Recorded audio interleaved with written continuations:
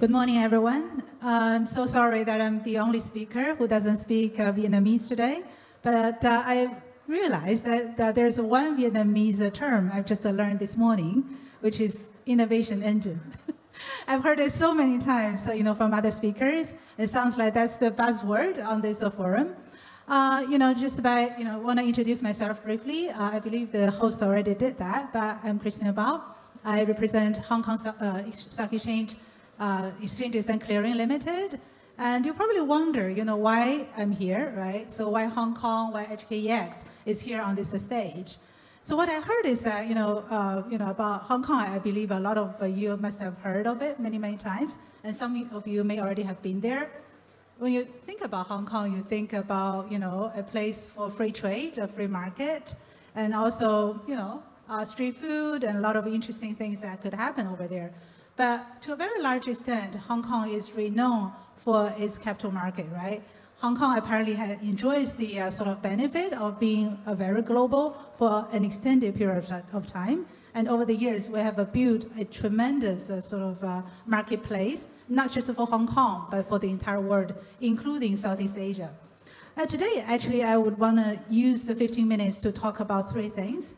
Number one, why Vietnamese companies or, startups, technology companies should think about offshore listing or offshore IPO. And number two, why Hong Kong is relevant, right? Why HKEX could be one optimal choice, one of the optimal choices for the Vietnamese companies.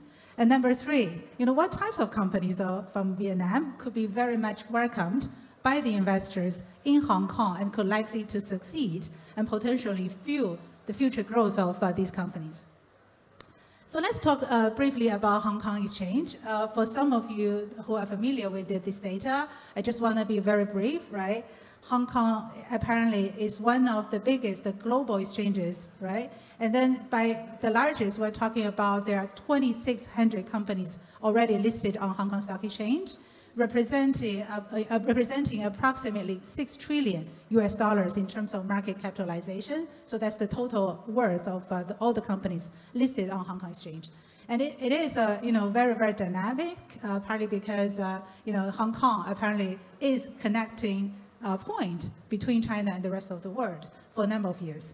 And then, interestingly, you can see on this table, we're not just a equity exchange, but we also run other asset classes, including bonds, as well as commodities.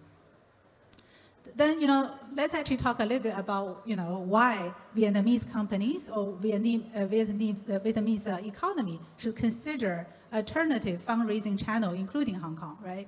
So I arrived in Ho Chi Minh City the day before, and my colleague and I are very amazed by the dynamics of the city, about the livelihood. But when you think about Vietnam, right, apparently it is one of the manufacturing powerhouse globally these days, and it's actually growing very, very fast, with a very young generation. I was told that 2/3 of the population here is under the age of 30, which is really impressive, right? And with that, those group of people are also well educated, and they are hoping, they can achieve more and achieve higher over the years, right? So apparently, doing, business or doing, business in manufacturing or trade is not enough. We also need technological development. We also need to turn the export-oriented economy into innovation-driven, technology-driven economy in this place, right? That would be the ambition of Vietnam.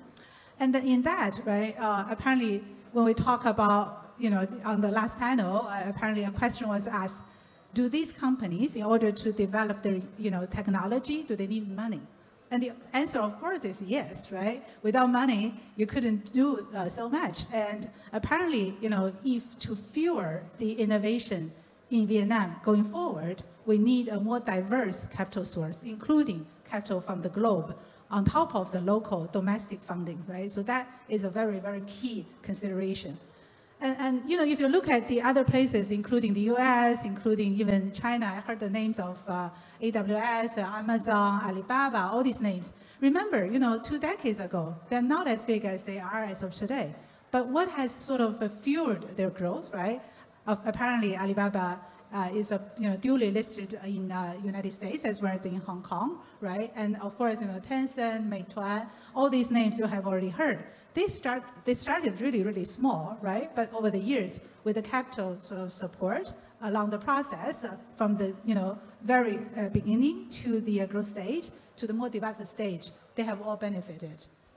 So if you look at this, right? So apparently we would be expecting, the ODI will be growing for Vietnam, over time. But in the meantime, we will also be happy to sort of facilitate that more foreign capital can come into this, economy through the ways of, Vietnamese companies going to list offshore.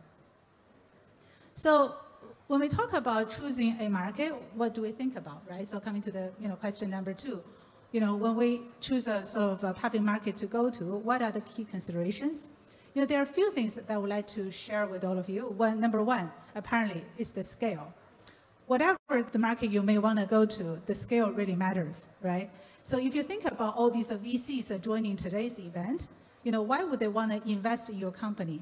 On top of the reason that all these companies are, growing very, very fast and are sort of doing a lot of innovations, one of the key considerations for these VCs is to make sure that one day they will be able to monetize their investment, meaning they can get their money back, hopefully with a premium, right? So that's what they're looking for. So in terms from the perspective of these early stage investors, they're hoping at the time of exit, they'll be able to seek various, exit routes, including going to the public places. And by going to public place, you need to find a place where the mass market exists. For example, in Hong Kong, apparently over the years, especially in the past decade, we are able to raise, $355 billion US, and across across exchanges, that ranks number 1, followed by New York Stock Exchange and NASDAQ. So it's probably, quite surprising to some of you. So we do have that kind of scale.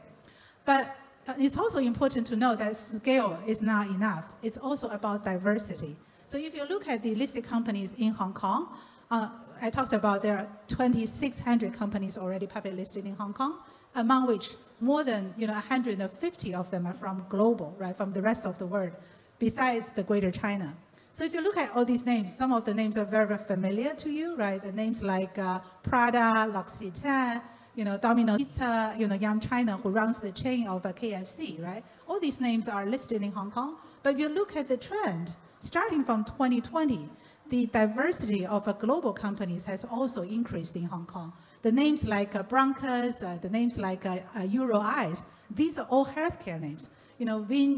Brain was on stage just now, but they're also one of the healthcare companies here in Vietnamese.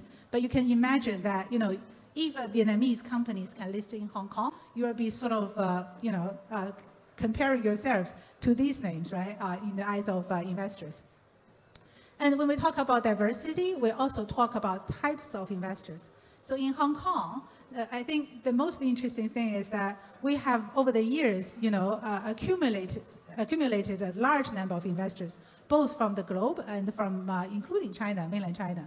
So if you look at the investor names, you can see very familiar names like Capital, Fidelity, Norges Bank. But you are also able to see a lot of the mainland, funds such as the Bosero, Southern Fund, and so on.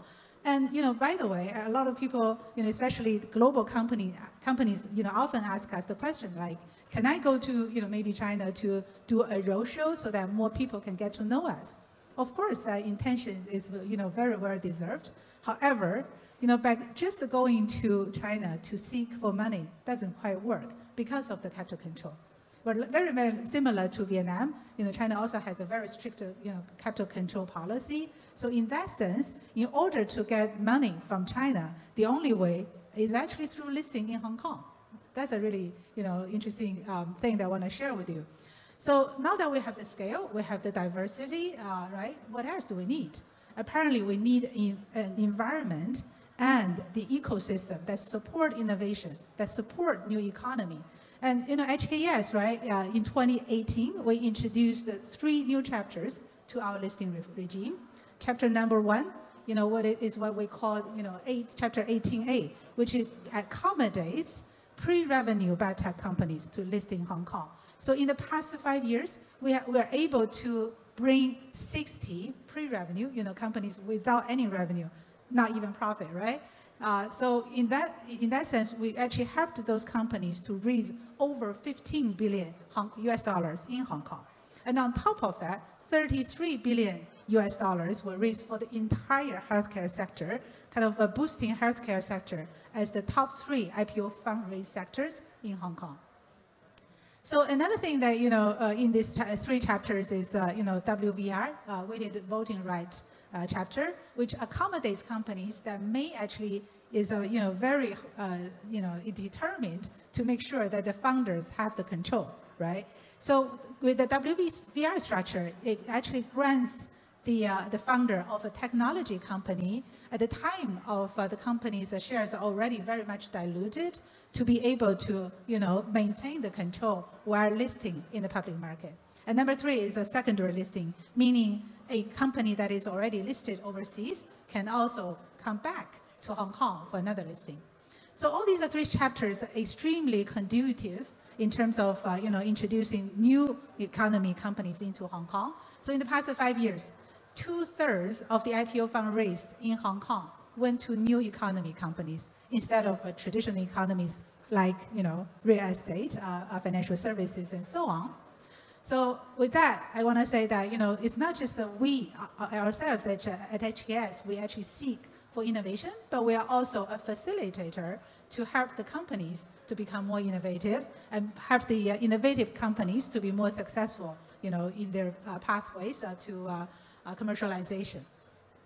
And the other, part, I want to mention is that we talked about how global that the Hong Kong market is and continues to be, but we also want to talk about the unique feature of HKEX, which means that we actually act as the super connector between mainland China and the rest of the world. And why is that important to people, right? Because apparently in going to the US, in going to London, or even Singapore, you may be able to tap into the liquidity or the investor base in those places from all across the globe. But there's only one missing piece, which is the China money, right? And what's the size of the China money? Just to give you a rough idea, on a daily basis between Shanghai and Shenzhen Stock Exchange, the trading volume is 1 trillion RMB. Okay, and that kind of liquidity is not to be seen anywhere else in this, across the globe. So that's why it's very important to have that kind of liquidity on top of the global liquidity, where that actually gives you a captive investor base. Therefore, you can leverage on the investor base to help with the valuation as well with the liquidity. So the access to the China market is, getting increasingly important to Hong Kong market. So as of today, on a daily basis, 15% of the trading volume actually comes from these, mainland source of capital. And these are, also helped boost a lot of the trading volume of those companies who are already included.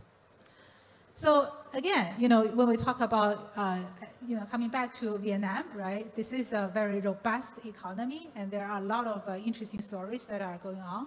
But at the end of the day, we really want to be there for the Vietnamese companies who are eyeing for innovation.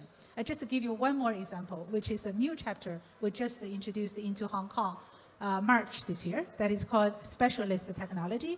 So I heard a lot of the speakers talk about generative AI, SaaS, even healthcare and so on. And all these are covered by the new 18C chapter in Hong Kong. Meaning, if you're in this hard technology, you're very much welcome in Hong Kong. And with that kind of fueling, think about all these sort of long way that you need to go in terms of sort of becoming not just a local player, but potentially a regional player with impact. And even in a few years' time, a global player, right? And that would be, a great way to look forward to. So again, HKEX is here, Hong Kong is here to sort of, join the journey, the very exciting journey for a lot of the enterprises here with innovative spirit in Vietnam to achieve success through this, wonderful capital world of Hong Kong. And we look forward to seeing all of you in Hong Kong. All of you are welcome to visiting us, and we're happy to address any questions, offsite. Thanks so much for your time.